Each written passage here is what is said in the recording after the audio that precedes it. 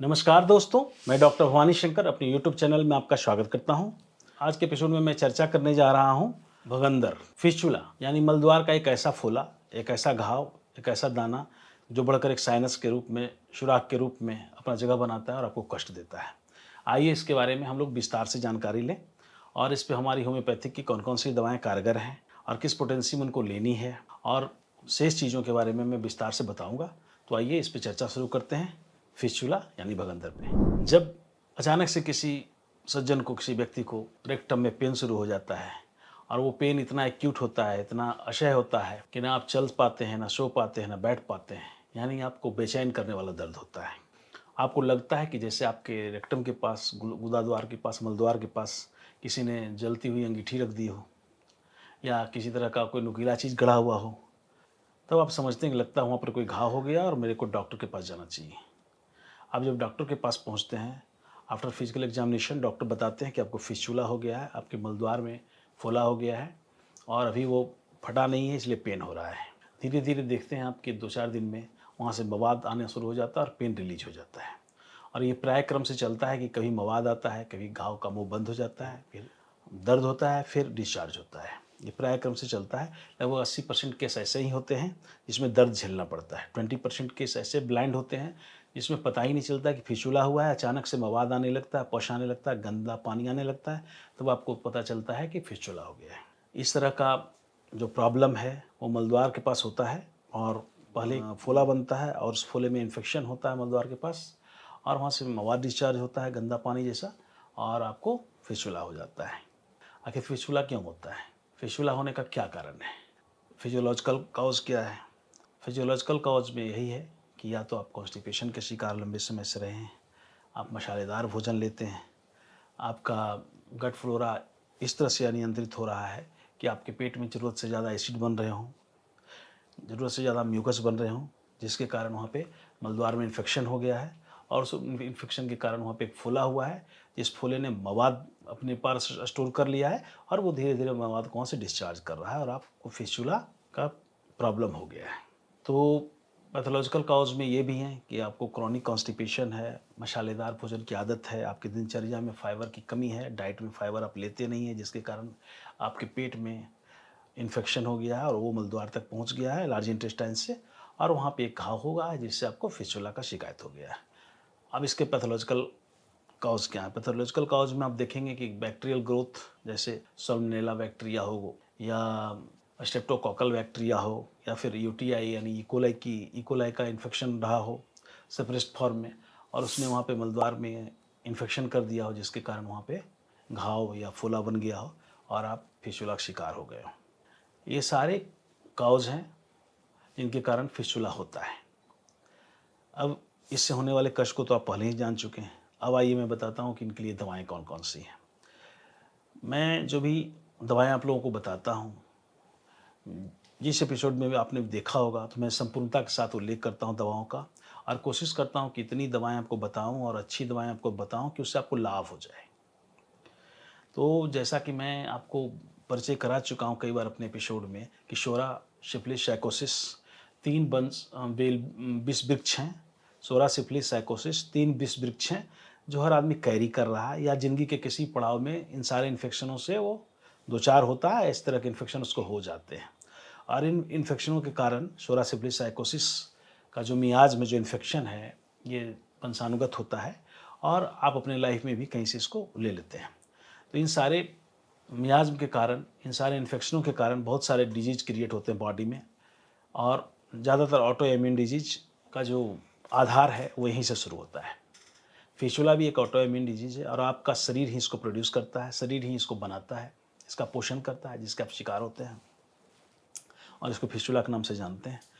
तो इसमें कौन सा मियाज़्म दोषी है? इसमें शोरा, सिफिलिस, साइकोसिस तीनों मियाज़्म का असर हो सकता है और इसकी जो सबसे उत्तम दवा मैं बता रहा हूँ सबसे पहले, वो किस लिए मैं बता रहा हूँ? वो इसलिए बता रहा हूँ कि शोरा, सिफिलिस, साइकोसिस तीनों के धार को कुंद करने के लिए, जो बीमारियों को आपके शरीर में ला रहे हैं मियाज़्म, उस मियाज़्म को कंट्रोल करने के लिए, उस मियाज़्म के धार को कुंद करने के लिए, उनको सेपरेट करने के लिए, उनको क्योर करने के लिए एक सबसे पहली दवा जो होनी चाहिए, वो मियाज़्म के बेस पे होनी चाहिए।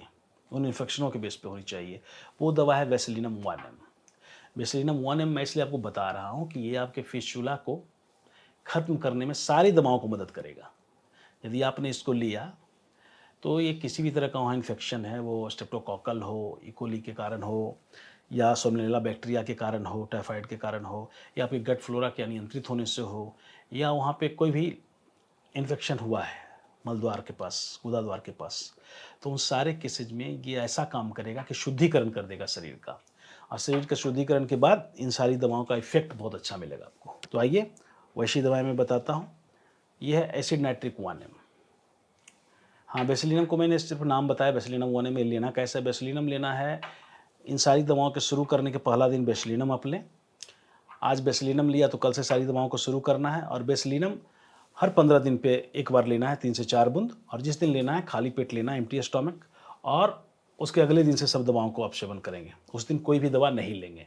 बेसिलिनम जिस दिन लेंगे उस दिन सिर्फ बेसिलिनम लेंगे। 3 खुराक लेनी है, हर 15 दिन पे एक खुराक, 3 से 4 बूंद की मात्रा, थोड़े से पानी में, खाली पेट। उस दिन कोई भी होम्योपैथिक या एलोपैथिक किसी भी दवा का आप सेवन करते हो तो ना करेंगे। नेक्स्ट डे से हमारी दवाएं चलेंगी और हर 14वें दिन बंद हो जाएंगी। फिर 15वें दिन आपको बेसिलिनम 1M लेना है।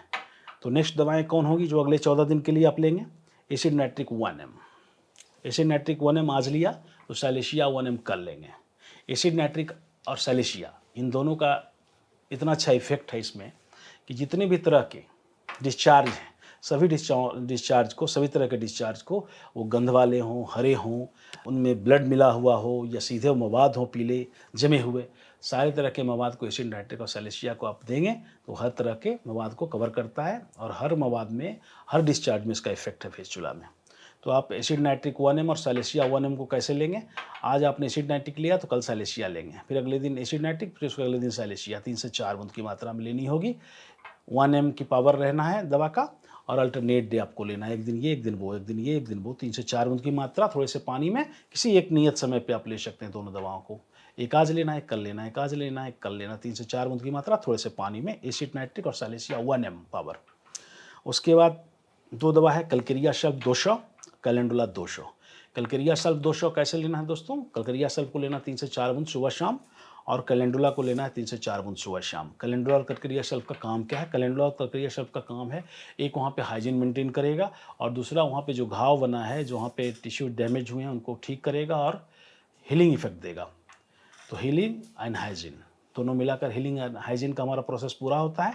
तो आप लेंगे कलकेरिया सल्फ सुबह शाम 3 से 4 बूंद की मात्रा 200 पोटेंसी में, और कैलेंडुला ऑफ 200 3 से 4 बूंद की मात्रा सुबह शाम। इन 2 दवाओं को 2 बार लेना है दिन में, सुबह शाम, आधे घंटे के इंटरवल पे, थोड़े से पानी में।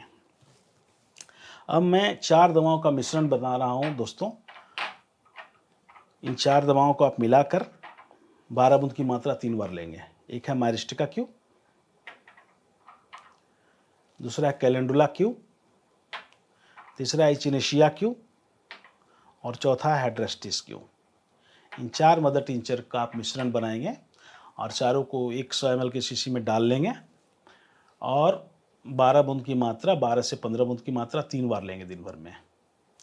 इन चारों मदर टिंचर को मिलाकर 12 से 15 बूंद की मात्रा आपको लेनी है, सुबह दोपहर शाम, 1-1 कप पानी में। इसका क्या इफेक्ट है? इसका इफेक्ट ये है कि ये मवाद को रोक देगा, और जो कलकेरिया सल्फ और कैलेंडुला का मामला है उसी वही मामला इसका भी है, पर यह टिश्यू का निर्माण करता है, या कहीं भी ऐसे ऑर्गन जो डैमेज हो गए हों, जो स्किन डैमेज हो गया हो या कोई टिश्यू डैमेज हो गया, उसको रिपेयर करके उसको न्यूज़ जनरेट करना है, नए ढंग से उसको फिर से लाना है, तो उसको लाने में इसका बहुत बड़ा रोल है।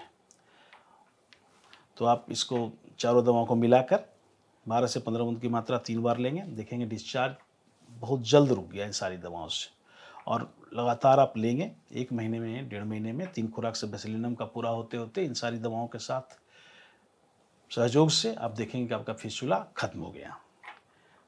अब है कि एक्सटर्नल एप्लीकेशन के लिए क्या लेना है। एक्सटर्नल एप्लीकेशन के लिए आप इस कैलेंडुला क्यू का एक्सटर्नल यूज का आता है दवा, कैलेंडुला क्यू एक्सटर्नल परचेज करेंगे, और उसको वहाँ पे लगा लेंगे, या फिर कैलेंडुला क्यू का ऑइंटमेंट आता है वो लगा लेंगे, या फिशर्स का बहुत सारा ऑइंटमेंट आता है, कैलेंडुला मेरिस्ट का मिला हुआ ऑइंटमेंट आते हैं, वो मलहम आप वहाँ पर लगा सकते हैं।